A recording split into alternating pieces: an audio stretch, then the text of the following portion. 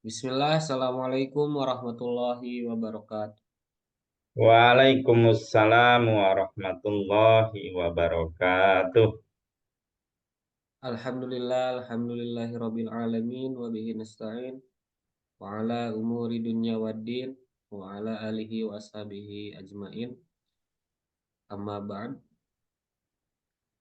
Segala puji hanya milik Allah Subhanahu wa Ta'ala. Salawat serta salam marilah kita curah limpahkan kepada junjungan alam, yakni Nabi Muhammad Sallallahu Alaihi Wasallam.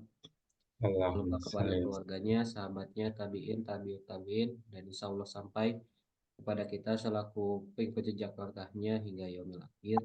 Amin ya Allah ya Rabbal alamin. Amin amin ya Allah. Masyarul muslimin,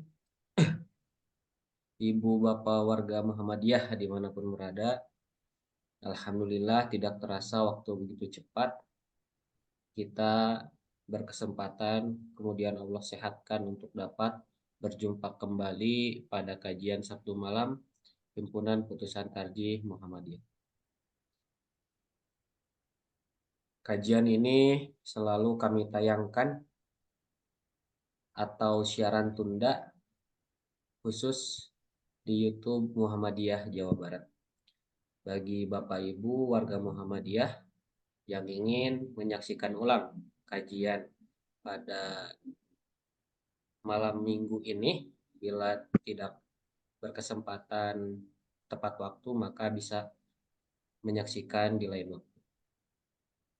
Alhamdulillah kita sama-sama dapat menimba ilmu kembali, belajar kembali, mengkaji pada penjelasan selanjutnya apa yang terkandung atau termaktub dalam buku Himpunan Putusan Tarjih Muhammadiyah yang pada khususnya wajib untuk warga Muhammadiyah ketahui. Buku tersebut terkandung hukum fikih khususnya pada kehidupan sehari-hari yang mungkin pada prakteknya kita tidak tahu ilmunya.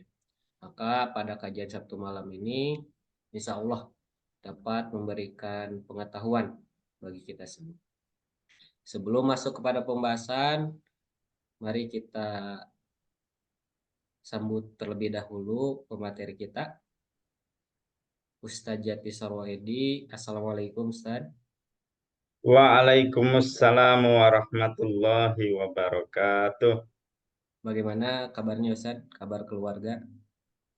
Alhamdulillah sehat ya. Cuma anak tadi agak sedikit demam ya, agak kurang fit 100% itu. Dan juga dari tadi ayahnya itu dipegang terus tangannya. Gak boleh jauh-jauh pokoknya. Dipegang terus dikit-dikit ayah, dikit-dikit ayah, Masya Allah.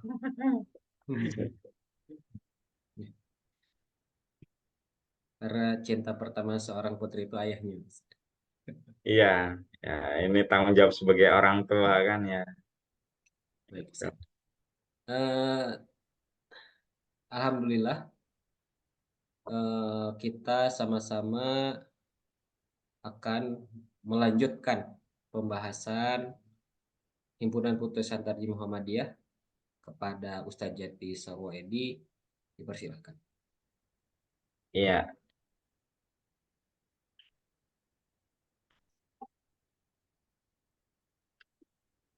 terima kasih atas perkenaan waktu yang telah diberikan oleh Mas Rizky. A'udzubillah. Assalamualaikum warahmatullahi wabarakatuh.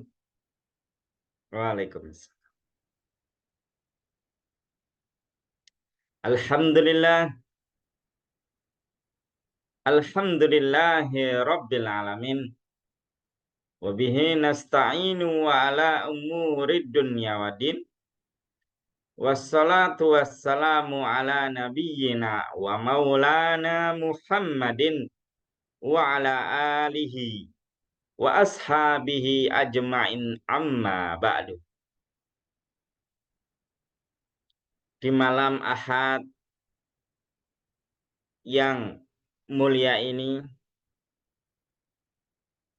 alhamdulillah biiznillah, Allah Subhanahu wa taala masih melimpahkan rahmat, nikmat dan berkahnya pada kita semua, sehingga kita semua dapat kembali bersama-sama berkumpul dalam majelis ilmu kajian tarjih Sabtu malam yang insya Allah akan senantiasa mengudara sampai akhir hayat.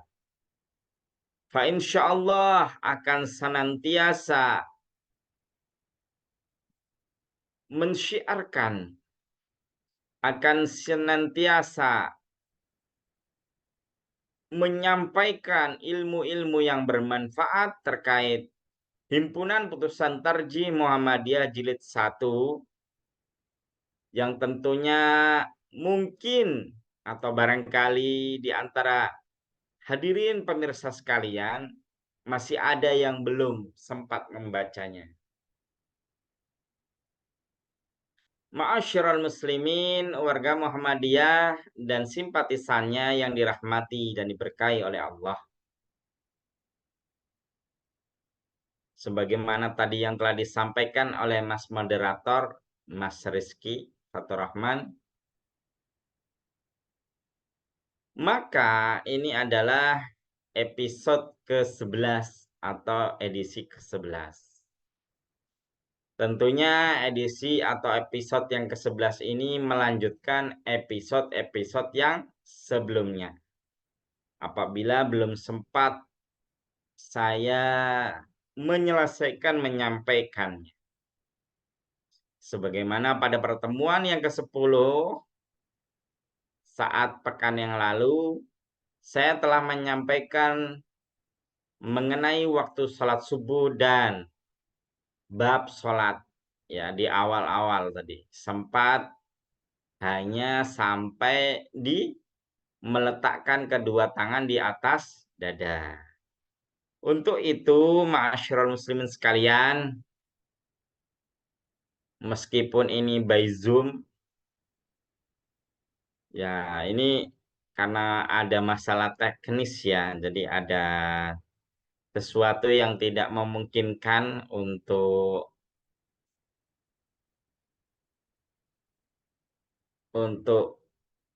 syuting ya atau tatap muka secara langsung di studio TV Muhammadiyah Bandung. Namun apa tidak salahnya ya kita dapat mengkaji bersama-sama mengenai Al-Islam, khususnya Himpunan Putusan Tarjih Muhammadiyah by Zoom meeting ya. By Zoom meeting. Walaupun sebenarnya agenda saya pengennya tadi itu sebenarnya live ya di studio TV, namun karena ada kendala teknis satu dan lain hal, kami memohon maaf kepada hadirin pemirsa kajian tarjih satu malam sekalian. Ma'asyiral muslimin yang dirahmati dan diberkahi oleh Allah. Salat merupakan tiang agama. As-salatu imaduddin. Ya. Faman aqamaha faqad aqamaddin. Faman hadamaha faqad hadamaddin.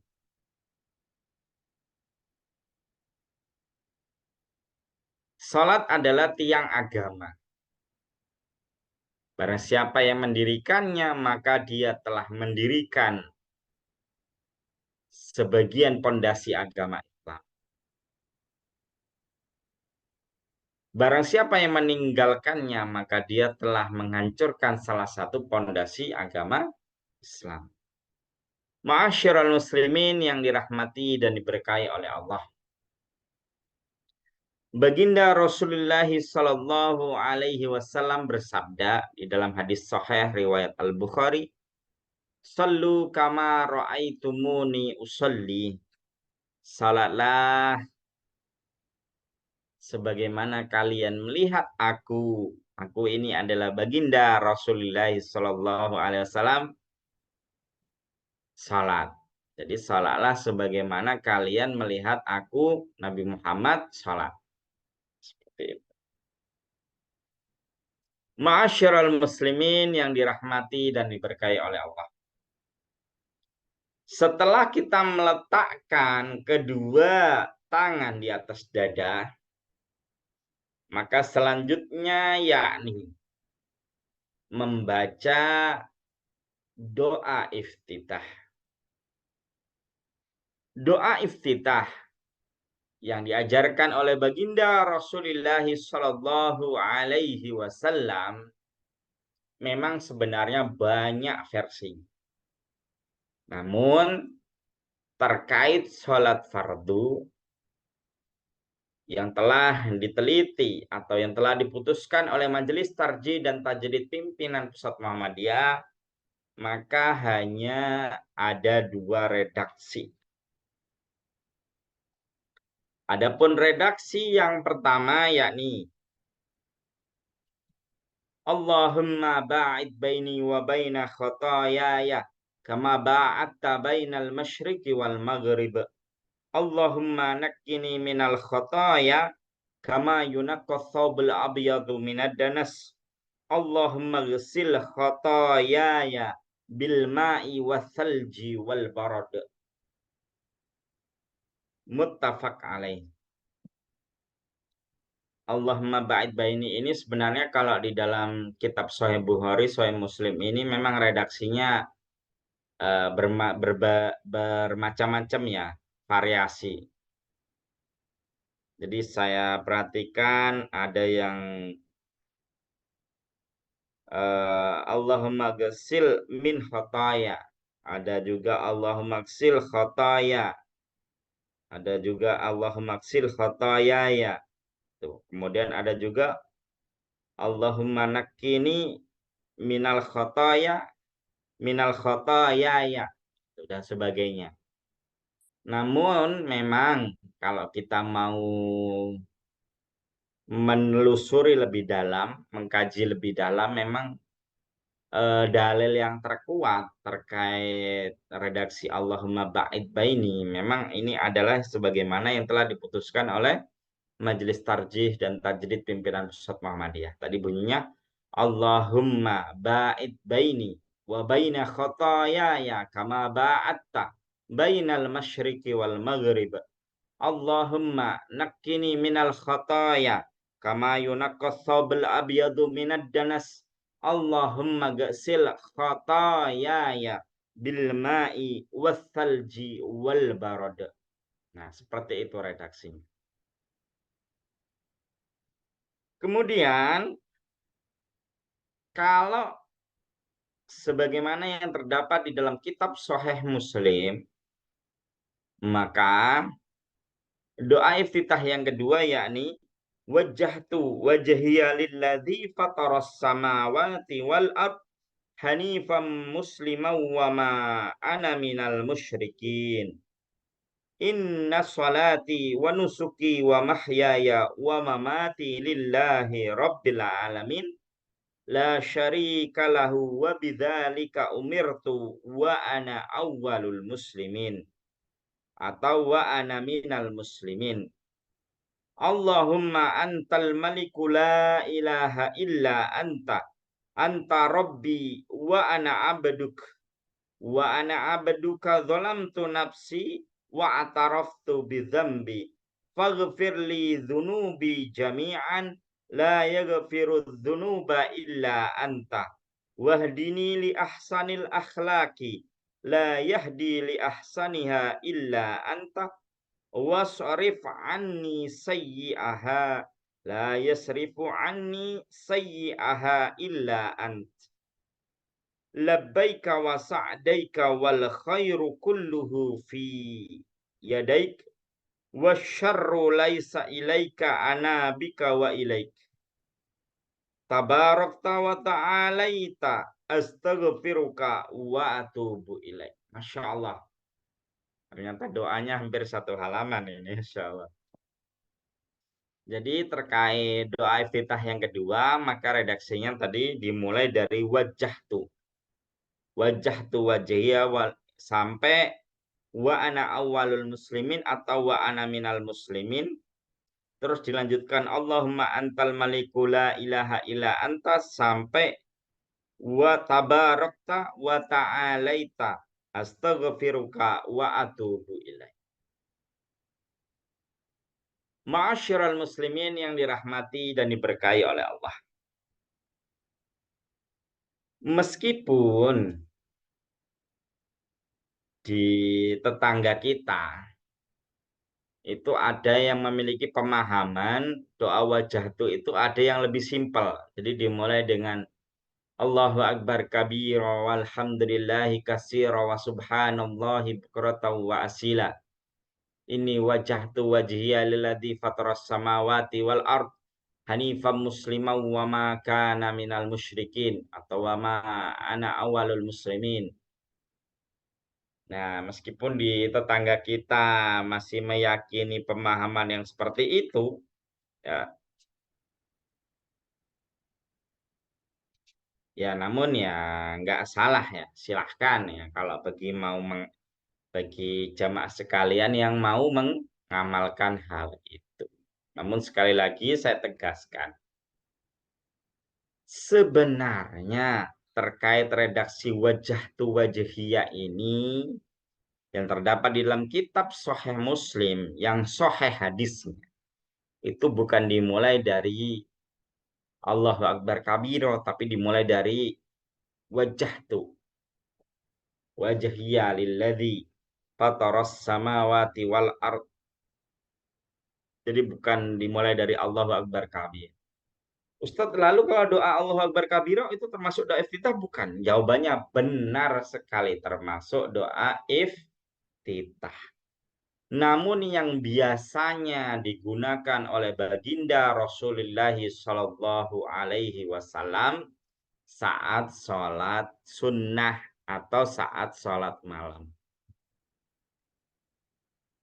Ketika saya melihat periwayatan dalam kitab Sunan Abi Daud atau periwayatan-periwayatan dari para ashabus sunan yang lainnya, maka ketika saya tengok hadisnya ternyata ya Allahu Akbar kabiro itu digunakan doa iftitah yang diajarkan Rasulullah SAW saat sholat sunnah atau saat sholat malam atau sholat lail.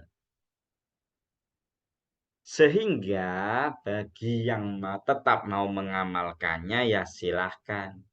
Tapi redaksinya tidak disambung sampai wajah tuh. Jadi cukup Allahu Akbar kabira walhamdulillahi kasira wa subhanallahi bukratan wa asila. Cukup sampai di situ. Tidak disambung.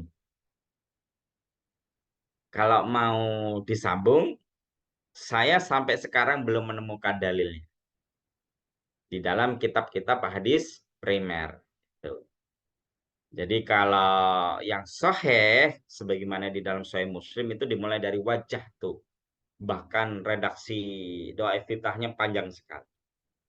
Kalau yang Allahu Akbar kabiro itu singkat doanya. Namun itu digunakan oleh Rasulullah SAW saat sholat sunnah, khususnya saat sholat tahajud atau sholat. Ma'asyiral muslimin yang dirahmati dan diberkahi oleh Allah. Untuk itu silahkan bagi jamaah sekalian yang mau mengamalkan doa yang pertama yang lebih pendek, simpel, silahkan. Yang mau mengamalkan doa yang kedua yang panjang, hampir satu halaman, ya silahkan. Karena bisa jadi doa yang kedua itu malah yang banyak pahalanya, kan itu. Karena bacaannya panjang, kita dapat pahala kesusahan dalam membaca doa, kita juga dapat pahala dari bacaan yang kita baca berupa doa iftitah wajah itu sampai selesai.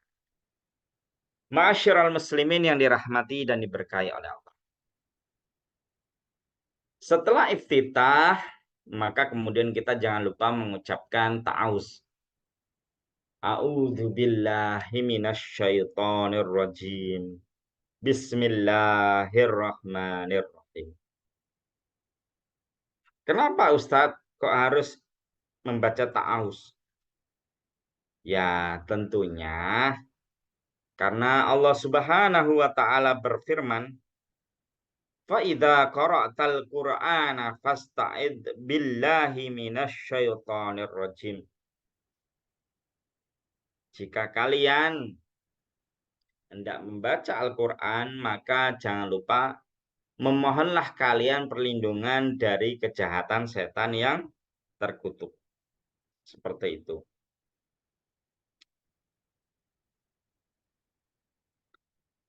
Membaca a'udzubillahi minasyaitonir rajim itu bagian isti'adzah, memohon perlindungan dari gangguan setan agar sholat kita bisa menjadi khusyuk, tuma'ninah. Adapun dalil-dalilnya jamaah sekalian bisa dilihat ya di dalam dalil nomor 7 ya. Dalam dalil nomor 7 kita tengok dalil.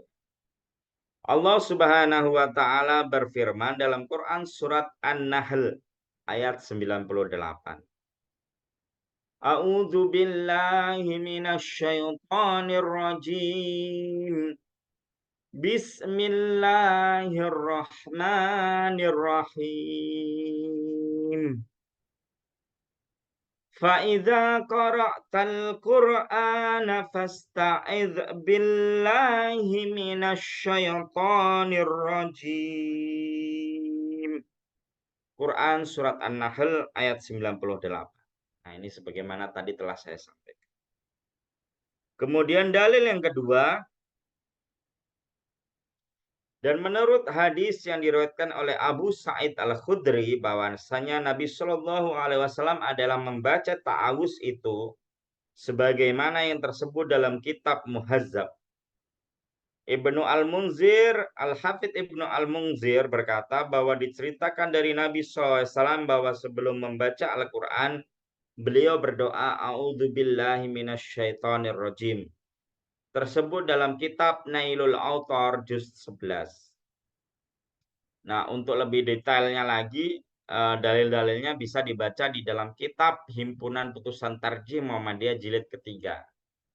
Di situ diterangkan secara detail dalil-dalil mengenai membaca ta'awuz atau kesunahan membaca ta'awuz atau tuntunan membaca ta'awuz di dalam sholat. Ya meskipun tadi ayat yang Quran Surat An-Nahl ayat 98 itu ayatnya berlaku umum, tapi juga ya berlaku juga di dalam sholat. Karena yang dibaca dalam sholat itu juga adalah ayat-ayat Al-Quran. Sedangkan sebelum kita membaca ayat-ayat Al-Quran, hendaknya membaca ta'awuz. Ya, membaca a'udzubillahi minasyaitonirrajim agar sholat kita terlindung, terjaga dari gangguan setan yang terkutuk. Setelah itu, setelah membaca ta'awuz, maka jangan lupa membaca bismillah. Bismillahirrahmanirrahim. Ya, ini terdapat di dalil nomor 8. Dalil nomor 8. Kita tengok dalil nomor 8. Mengingat hadis dari Nu'aim Mujbir, katanya saya bersolat di belakang Abu Hurairah, maka ia membaca Bismillahirrahmanirrahim, lalu membaca induk Al-Quran surat Al-Fatihah. Sehingga tatkala sampai pada waladhdallin, beliau membaca amin.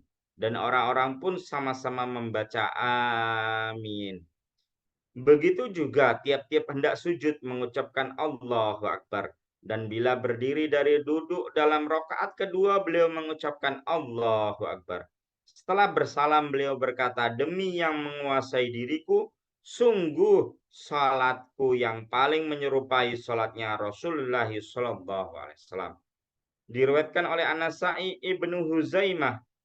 kemudian Ibnu Hibban dan lainnya. Tersebut dalam kitab Al-Fathul Bari, juz 2 halaman 181, dengan katanya bahwa inilah hadis yang paling sahih tentang hal yang tersebut. Gitu. Jadi terkait membaca bismillah itu juga dituntunkan oleh baginda Rasulullah SAW. Jadi auzubillahi minasyaitonirrajim. Bismillahirrahmanirrahim. Kemudian baru membaca Al-Fatihah. Ma'asyiral muslimin yang dirahmati dan diberkahi oleh Allah.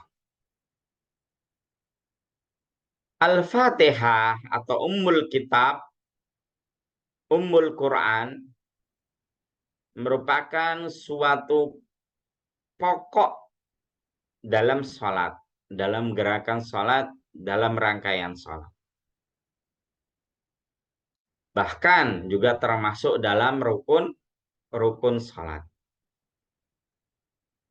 Majelis Tarjih ya telah membuat sebuah istimbatul hukum bahwasanya membaca surat Al-Fatihah dalam sholat merupakan bagian dari rukun sholat yang tidak boleh ditinggalkan.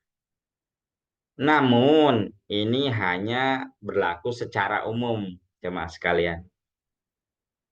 Kalau kita dalam kondisi khusus, misalnya kita dalam kondisi makmum yang masbuk, yang tidak sempat ikut dari awal sholat bersama imam.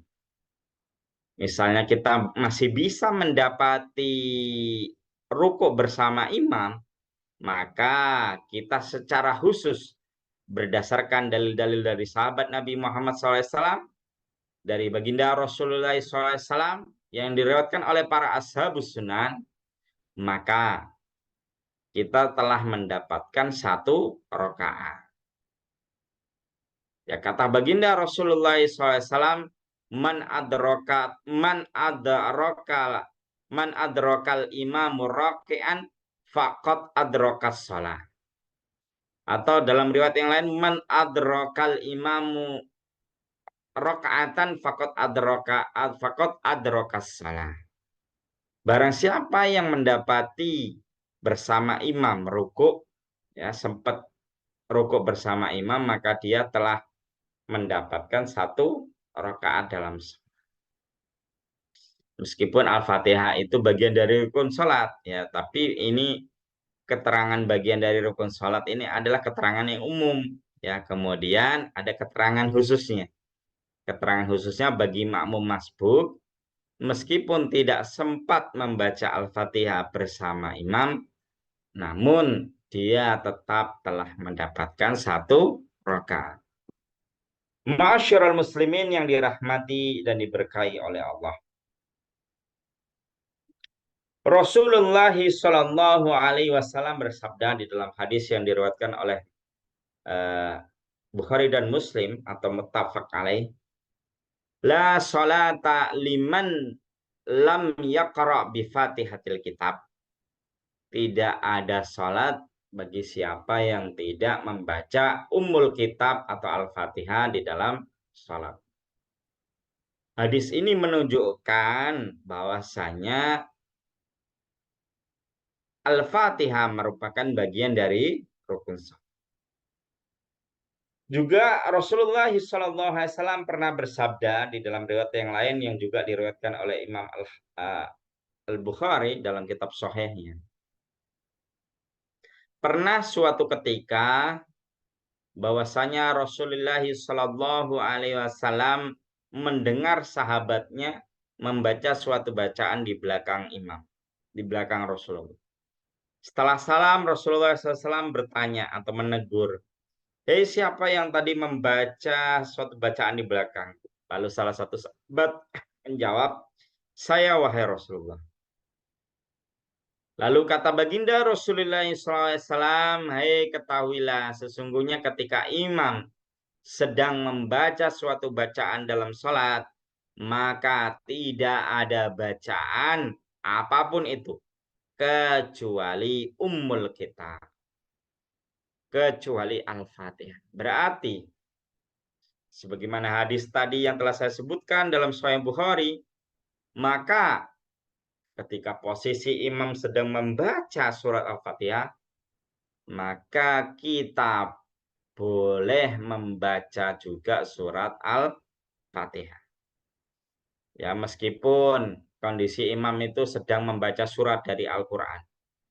Jadi membaca Al-Fatihahnya sudah selesai, dilanjutkan membaca surat dari Al-Quran, kita juga boleh membaca Al-Fatihah meskipun imam sedang membaca surat dari Al-Quran. Ya karena Al-Fatihah itu adalah bagian dari rukun sholat. Sehingga mau nggak mau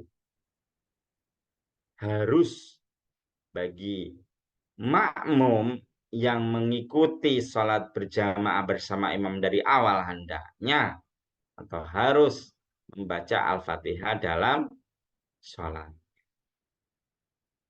Ma'asyiral muslimin yang dirahmati dan diberkahi oleh Allah. Ini tinggal berapa menit lagi, Mas Rizky? 5 menit lagi, Ustaz. Oke, 5 menit lagi ya. Kemudian, Ustadz, kapan waktu membaca Al-Fatihah bagi makmum saat berjamaah dengan imam? Baik sholat yang jahar, yang dikeraskan, seperti sholat maghrib, isya, subuh, maupun sholat yang sir, yang dilirihkan, seperti sholat zuhur dan asar. Jawabannya, sebagaimana yang telah diputuskan oleh Majelis Tarjih dan Tajdid Pimpinan Pusat Muhammadiyah dalam buku Tanya Jawab Agama maupun di dalam fatwa-fatwa tarjihnya. Maka ada dua cara dalam membaca Al-Fatihah bagi makmum saat berjamaah dengan imam. Baik dalam sholat jahar maupun sir. Pertama, membaca di sela-sela bacaan Al-Fatihah imam. Misalnya saya contohkan, Alhamdulillahi Rabbil Alamin. Imam memberi jeda waktu setengah menit bisa. Makmum lalu ngikutin Alhamdulillahi Rabbil Alamin. Ar-Rahmanir Rahim. Kasih jeda waktu. Ar-Rahmanir Rahim. Agar makmum bisa mengikuti. Maliki Yaumiddin. Kasih jeda waktu. Maliki Yaumiddin. Iyyaka na'budu wa iyyaka nasta'in. Kasih jeda waktu. Iyyaka na'budu wa iyyaka nasta'in. Ihdinas siratal mustaqim.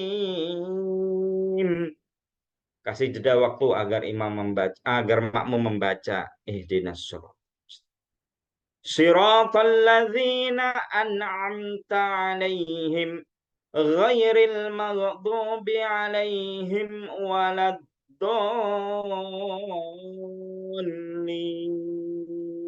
Kasih jeda waktu.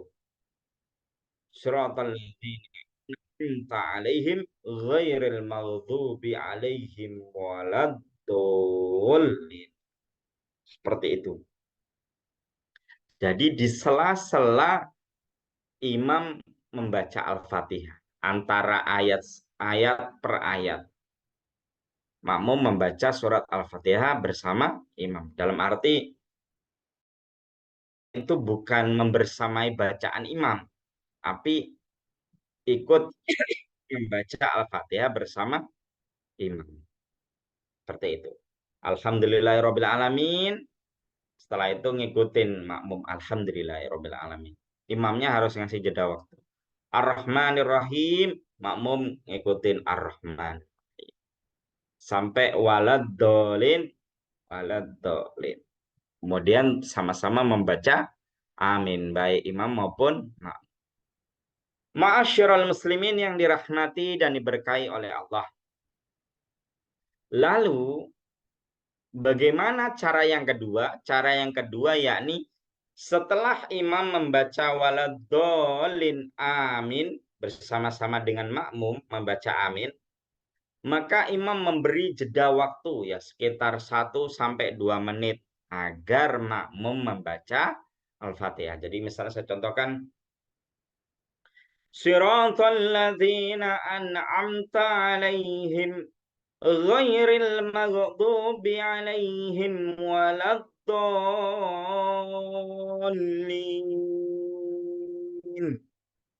Amin. Bareng-bareng antara imam dan makmum. Setelah itu imam berhenti sejenak. Kasih jeda waktu 1 sampai 2 menit. Agar makmum yang belum sempat membaca Al-Fatihah membaca Al-Fatihah.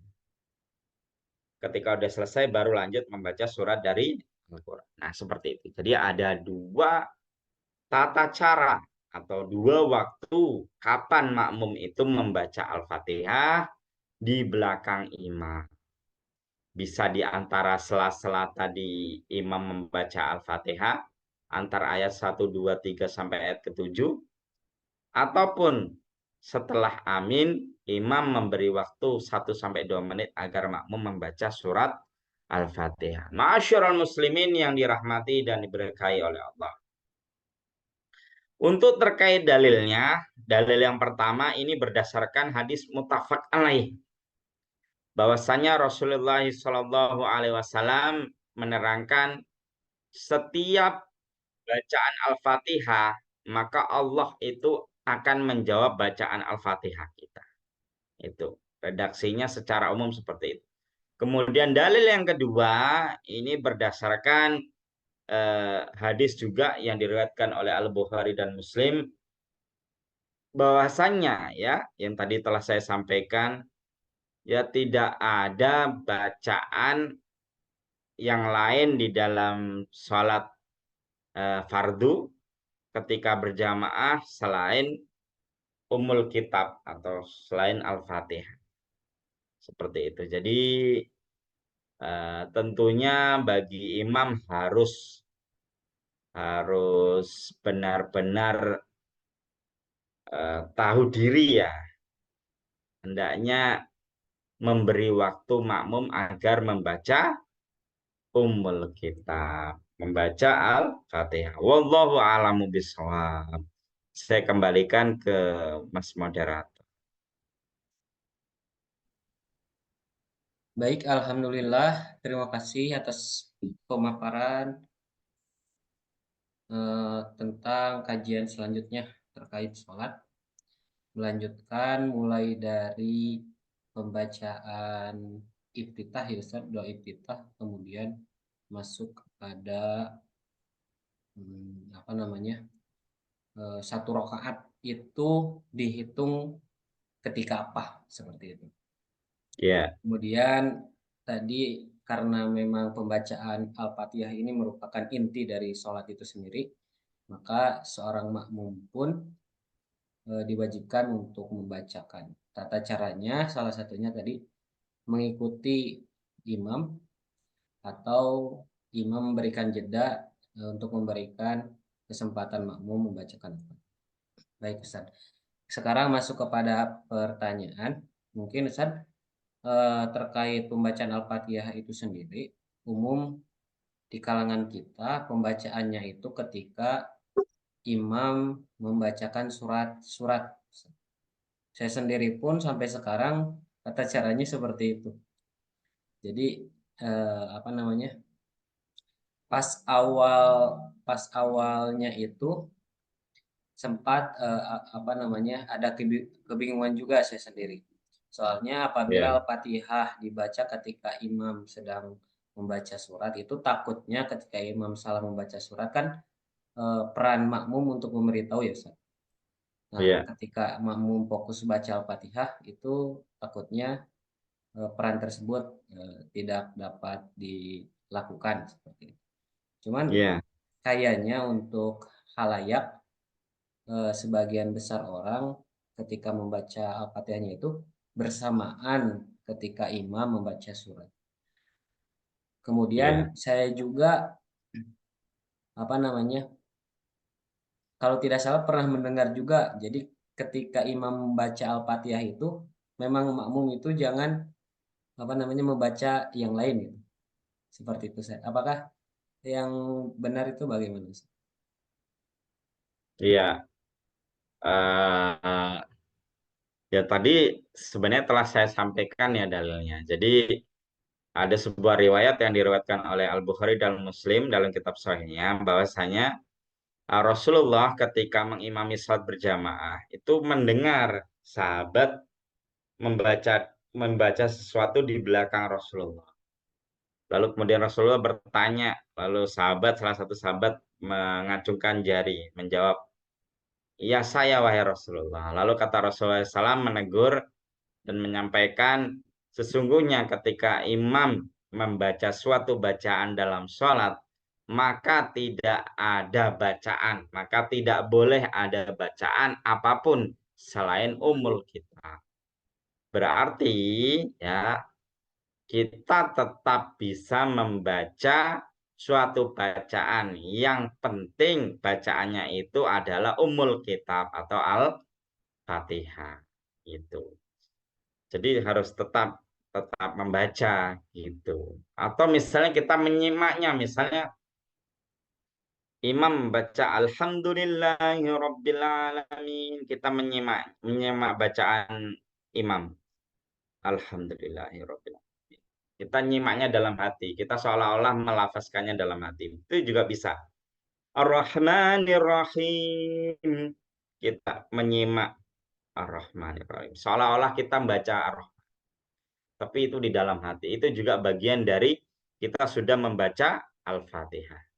Jadi membaca Al-Fatihah itu tidak harus dilafazkan. Itu ya. Itu juga bisa di dalam hati. Yang mana kita meyakini kita membacanya. Bukan kita mengada-ngada seolah-olah kita membaca. Nah, seperti itu. Meskipun juga ada ayat yang berbunyi faida qara'tal qur'ana faida quri'al qur'anu fasta'id billahi minasyaitonir rajim, dan jika atau apabila dibacakan Al-Qur'an kepadamu, maka dengarkanlah dan simaklah dengan seksama ya, karena engkau fa'angsitu lakum la'allakum turhamun. Karena engkau semoga kelak engkau akan mendapat rahmat Allah. Nah, tentunya dalil ini sifatnya umum. Ketika ada dalil yang khusus yang menerangkan bahwasanya boleh membaca suatu bacaan di belakang imam meskipun imam sedang membaca suatu bacaan dalam sholat, maka dalil yang umum tadi bisa ditaksis, bisa dikhususkan dengan dalil yang khusus. Dalil yang khususnya tadi yang riwayat Imam Bukhari dan Muslim, kata baginda Rasulullah SAW, sesungguhnya ketika imam membaca suatu bacaan dalam sholat, maka tidak ada bacaan ya apapun kecuali ummul kitab atau al-fatihah. Jadi dalil yang ini, hadis ini menghususkan ayat yang berlaku umum. Menghususkan ayat yang tadi menerangkan maka dengarkanlah ya, maka diamlah, maka dengarkanlah, maka perhatikanlah eh, dengan seksama, semoga kelak kalian akan mendapat rahmat Allah. Seperti itu.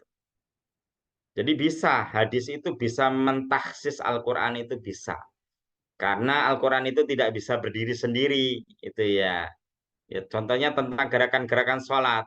Itu kan secara detailnya itu kan ada dalam hadis.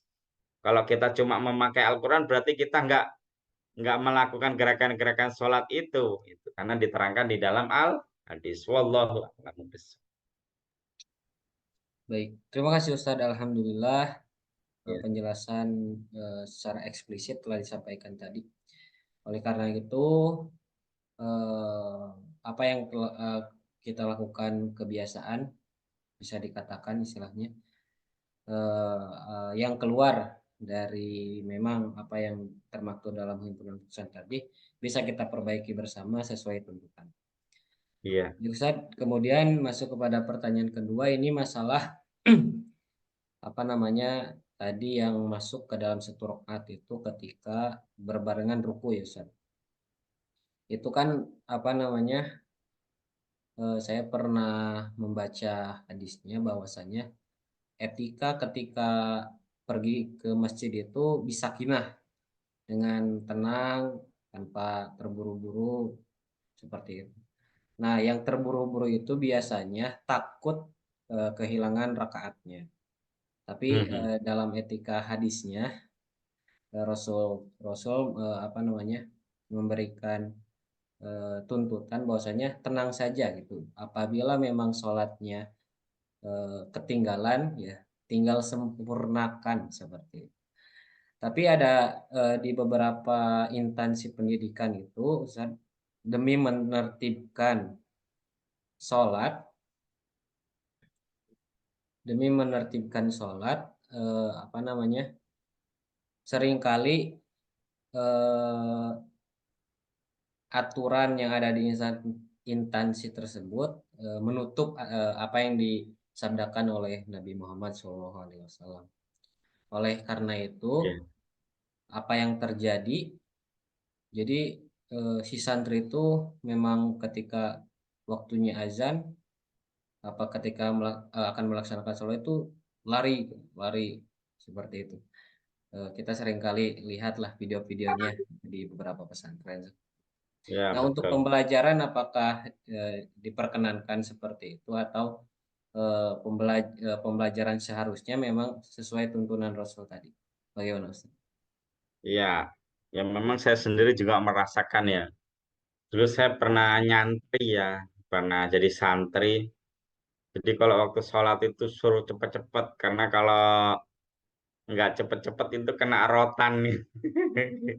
Apalagi dulu waktu Benar, zaman benar, saya Ustaz. tuh masih masih perpeloncoan itu masih kuat itu. Jadi wajar lah itu ya kalau merasakan itu. Tapi tentunya kalau berdasarkan sabda baginda Rasulullah SAW yang diriwayatkan oleh Ashabus Sunan, At-Tirmidzi, Abu Dawud, An-Nasai, Ibnu Majah, bahwasanya Rasulullah SAW bersabda, saya tidak hafal 100% ayatnya, bunyi Arabnya ya, redaksi Arabnya. Jadi Indonesianya artinya seperti ini. Eh, Maka datangilah sholatmu ya dengan tidak terburu-buru ya, alias dengan kondisi tenang gitu. Ya karena engkau kan hendak menghadap Allah gitu kan. Bukan bukan hendak eh, memikirkan dunia, tapi kita hendak hendak menghadap Allah. Makanya kita harus mendatangi sholat itu dengan kondisi tenang ya, sakinah ya, sakinah itu tenang ya, itu memang seperti itu. Nah, karena kalau kita dari awal aja sebelum sholat saja kita sudah terburu-buru tergesa-gesa ya tentunya sholat kita akan menjadi tidak tumak nina seperti itu. Wallahu a'lam bishawab. Itu hadisnya sahih itu ya. Jadi memang kita diajari oleh Rasulullah SAW ketika mendatangi tempat sholat itu hendaknya dengan kondisi yang tenang, tidak terburu-buru. Nggak usah terburu-buru ya. Nggak usah memikirkan ini mau dapat 1 rakaat atau belum. Itu nggak usah. Ya, kalau memang sudah terlewat rukuknya ya sudah. Berarti kita belum mendapatkan 1 rakaat. Tinggal genapin saja, tinggal melengkapi saja kekurangan rakaatnya gitu. Jadi nggak harus menggebu-gebu untuk mengejar waktu sholat atau mendapati 1 rakaat bersama imam. Ya kalau nggak pingin kayak gitu kan ya seharusnya dari awal atau biar bisa sholat bareng sama imam dari awal, takbiratul ihram juga bisa bareng sama imam sampai salam. Itu kalau pengen dapat pahala yang sempurna. Jadi bukan dengan tergesa-gesanya, tapi ya dengan dimulai dari awal sholat berjamaah bersama imam sampai salam dari takbiratul ihram sampai seperti itu. Wallahu a'lam. Baik, terima kasih Ustaz atas jawabannya. Berarti lebih ke manajemen waktu ya, Ustaz. Ya, betul. Ketika memang sedang apa namanya pembelajaran mungkin ditekankan sudah selesai pembelajaran misalkan 30 menit sebelum azan berkumandang, mungkin seperti itu. Iya, Eh, ini yang terakhir, Ustaz. Seringkali bacaan sholat tuh di beberapa kitab tuh ada tambahan yang ditambahkan oleh eh, para istilahnya ulama-ulama, Ustaz. iya, Ulama-ulama. Seringkali apa namanya tetangga kita tuh ada sebagian seperti itu. Jadi ketika apa namanya mungkin ketika iftitahnya, ketika rukuknya itu seringkali terselip doa-doa tambahan. Bagaimana pandangan Muhammadiyah terkait itu? iya. Mengenai sholat, khususnya sholat fardu itu kan bagian dari ibadah mahdoh. Ibadah mahdoh ini adalah ibadah yang sudah ketentuannya jelas. Itu diterangkan oleh Rasulullah SAW secara rinci. Itu secara tegas, secara jelas. Untuk itu memang tidak boleh kita tambahi dan tidak boleh pula kita kurangi. Adapun menambahi dalam tahiyat, ya misalnya Allahumma sholli ala Sayyidina Muhammad, atau menambahi misalnya subhana rabbiyal a'la wa bihamdi, subhana rabbiyal azim wa bihamdi, jadi tambahannya wa bihamdi. Atau misalnya menambahi dalam bacaan-bacaan yang lain, misalnya waladolin robbik firli misalnya, atau Allahumma gfirli, seperti itu dan sebagainya. Itu kan bagian dari sholat, dari ibadah mahdoh. Jadi tentunya tambahan-tambahan seperti itu hendaknya kita tidak melakukan. Karena itu tidak dicontohkan oleh Rasulullah. Ingat, dalil terkait sholat itu, dalil utamanya yakni sallu kama ra'aitumuni usolli. Sholatlah kalian sebagaimana kalian melihat aku sholat. Untuk itu jamaah sekalian, saya harap atau diharapkan untuk tidak menambah-nambahi maupun mengurang-urangi bacaan atau gerakan dalam seperti itu. Wallahu a'lamu bishawab. Ya karena kalau Alhamdulillah, sampai ditambah-tambahi kan nanti ya. diancam oleh Rasulullah, man ahdasa fi Bisa amrina jadi. hadza falaisa minhu fahuwa raddun. Ya itu, atau man ahdasa fi amrina hada falaisa minna falyatabawwa maq'adahu minan nar atau ilan nar. Jadi barang siapa yang berpendapat seperti ini, ternyata itu bukan pendapatku, maka eh, hal itu adalah tertolak. Dalam riwayat yang lain, barang siapa yang menyampaikan sesuatu atau melakukan sesuatu dan itu tidak dituntunkan olehku, maka hendaknya menempatkanlah diri kalian di neraka. Seperti itu. Itu ancamannya neraka, ya, siksa api neraka. Wallahu a'lamu bishawab. Baik Ustaz, terima kasih. Apa namanya? Memang fenomena fenomena ini sering kali saya temui ya Ustaz. Khususnya itu dalam sujud. Dalam sujud tuh memang suka ada apa namanya? Poster atau informasi-informasi terkait untuk memperbanyak doa ketika sujud. Tapi kan kalau sholat itu memang hanya membaca sesuatu yang ditentukan saja. Karena saya juga pernah membaca membaca postingan di Lensamu itu terkait pertanyaan atau fenomena ini. Memang jawabannya kalau memperbanyak membaca ya baca kembali bacaan sujudnya seperti itu.